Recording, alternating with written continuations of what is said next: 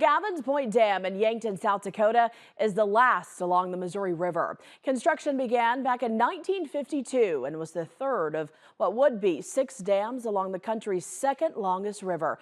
But before the dam was built, you have to go back nearly a decade to find out why.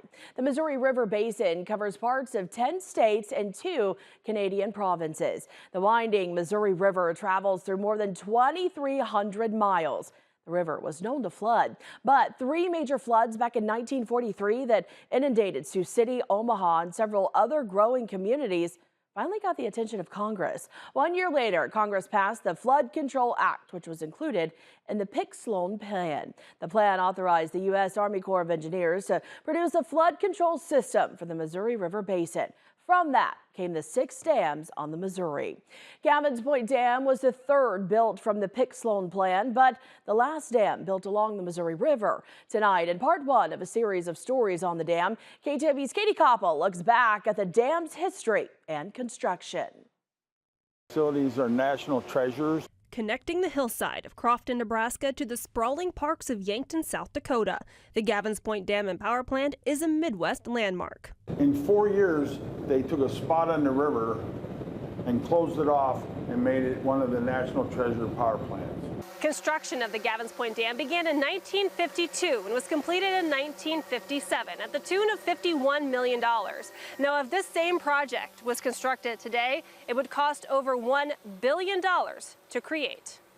This part is basically where the marina is at the Gavins Point Dam.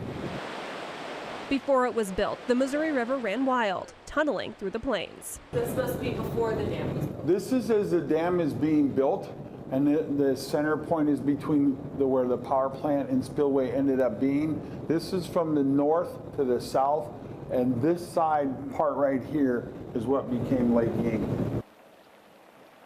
These are the original shovels when they did the groundbreaking ceremony. Michael Moose Welch is the operations project manager with the U.S. Army Corps of Engineers at the Gavins Point project. The construction of this facility, he says, is a feat in engineering.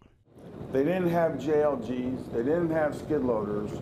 There was a lot more manual labor and smaller capacity equipment. They didn't have concrete pumping trucks. Walking through the power plant, its construction is a testament to its strength.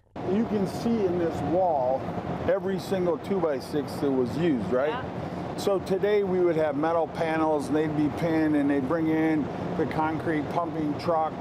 So you can even see the little nail holes along the edges of the board, right? In some places like that one, you can see the knot in it, right? Historic innovation everywhere you look. But how do you build a dam in the middle of a river? 2 islands in the river near Calumet Bluff helped engineers choose where to put the Gavins Point Dam. Workers created an embankment across the river from the Nebraska Bluff across the 2 islands, moving the flow of the Missouri toward the South Dakota shore. Those islands are where the dam and the power plant were constructed. Once the work was complete on the structures, workers began filling the riverbed between the spillway and the South Dakota shoreline, closing the river. The dam was built in just over 4 years, with the town waiting and watching as the dam was closed. And this shows where the last part was, which was over at the marina. And the night that they closed the dam, they estimated it was around 8,000 people were here to see that. The technology inside the Gavins Point Dam has changed with the times. Security cameras, digital interfaces, its control room remotely monitoring and running the other dams along the Missouri. But at its core, a tidbit of Nebraska, South Dakota history.